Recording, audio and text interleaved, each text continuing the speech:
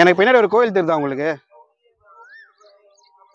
இந்த கோயில் கட்டி கிட்டத்தட்ட ஒரு 1000 வருஷத்துக்கு மேல இருக்கும்னு சொல்லப்படுது. இது நம்ம சென்னைக்கு அருகாமையில் இருக்கிற நம்ம ரெடின்ஸ் இருக்கு இல்லையா, ரெடின்ஸ் பக்கத்துல ஆத்தூரை தாண்டி காட்டுக்குள்ள இருக்க ஒரு கோவில். ஆத்துக்கு நடுவுல கோவில் இருக்கு, ஒரு தீவு மாதிரி இருக்கு. இந்த சிவன் கோவில்ல கோவிலுக்கான குடமுழுக்கு கும்பாபிஷேகம் நடக்க போகுது. இந்த கோவில்ல வேண்டின எல்லா விஷயமும் நடக்கிறதா சொல்லப்படுது. குறிப்பா இந்த கல்யாண தடை, காரிய தடை, அந்த மாதிரி விஷயம்லாம். இந்த வீடியோ பார்த்துட்டு இருக்கவங்க இந்த கோவிலுக்கு வந்து விசிட் பண்ணோன்னா இது நல்ல நேரம்.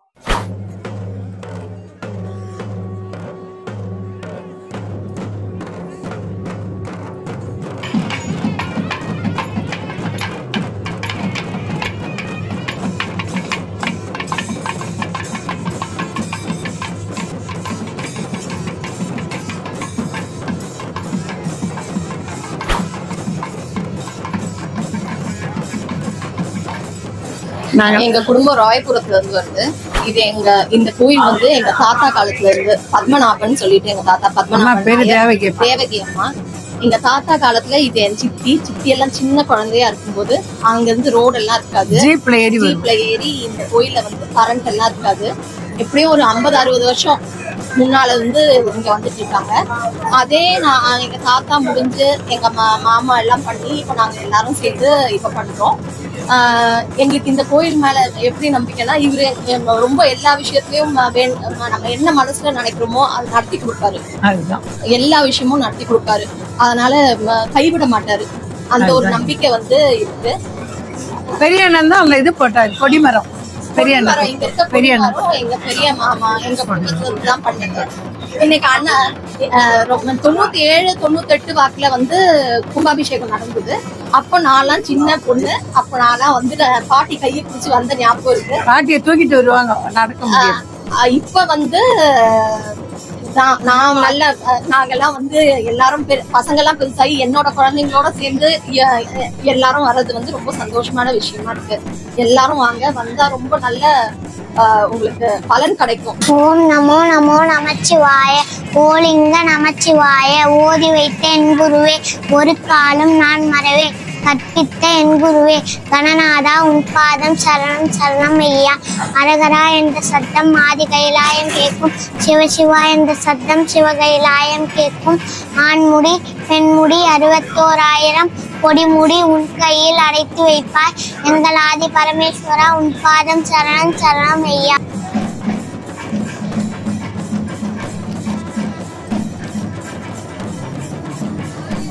கோட்டைக்குப்பம் ராஜேந்திரன்.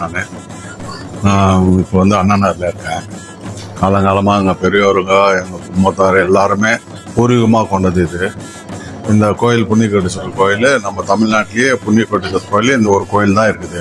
ஐயா, இந்த முனிவருங்க தான் அந்த அப்போ வந்து காடாக இருந்து தான், இது ஃபுல்லாக காடு. அந்த பக்கம் ஒரே பக்கம் தான் கொசு சார் வந்து ஒரே பக்கம் தான் போய்க்கணும். அந்த மலை வாரம் குளிக்கிறது இங்கே இந்த காட்டில் வந்து இவங்க தவம் இருக்குது. இங்கேயே இருந்து இங்கேயே ஆயிட்டாங்க. அப்புறம் தான் இவங்க இங்கே நிரந்தரமாக நின்ன பிறகு தான் கோயிலை உருவாச்சாங்க. ஒரு கோவிலோட குடமுழுக்க பார்க்கறது பெரிய புண்ணியம்னு சொல்லுவாங்க. அப்படியான அந்த புண்ணியத்தை வீடியோ பார்க்குற ஒவ்வொருத்தருக்கும் கிடைக்கணும்னு புண்ணிய கோட்டீஸ்வரத்தை வேண்டிக்கிறேன். தொடர்ந்து வீடியோ பார்க்கலாம்.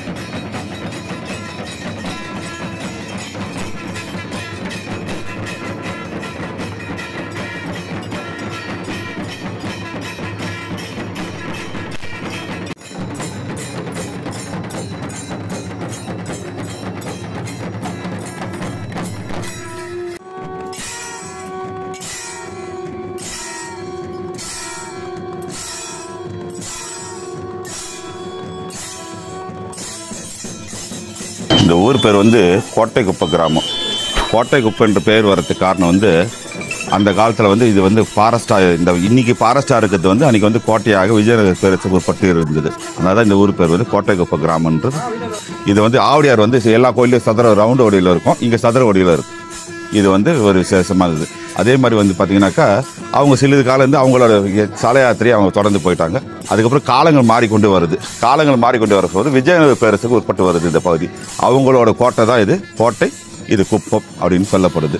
அதுக்கப்புறம் வந்து இந்த கோயில் இன்னொரு விசேஷம் என்னன்னா, இந்த கோயில் மட்டும் இல்லை, 3 கோயில் நேர்கோட்டில் இருக்கும். ஞாயிறு புஷ்பநேஸ்வரர், புன்னிகோட்டீஸ்வரர், பின்னால் இருக்க புண்ணியவரசுக்கு நேர் பின்பக்கம் வந்து திருக்கண்டத்தில் ஈஸ்வரனும் ஒரே நேர்கோட்டில் இருக்கும். சித்திரை 1லேருந்து 3ஆம் தேதி வரைக்கும் 3 கோயில்லையுமே சூரிய ஒளி போடுறது இந்த கோயிலோட சிறப்பு. இந்த கோயிலில் வந்து திருமண தோஷ நிவர்த்தி தலமாக இருக்குது. இந்த விவாகரத்து மாதிரி விஷயம்லாம் இங்கே நடக்கிறது கிடையாது.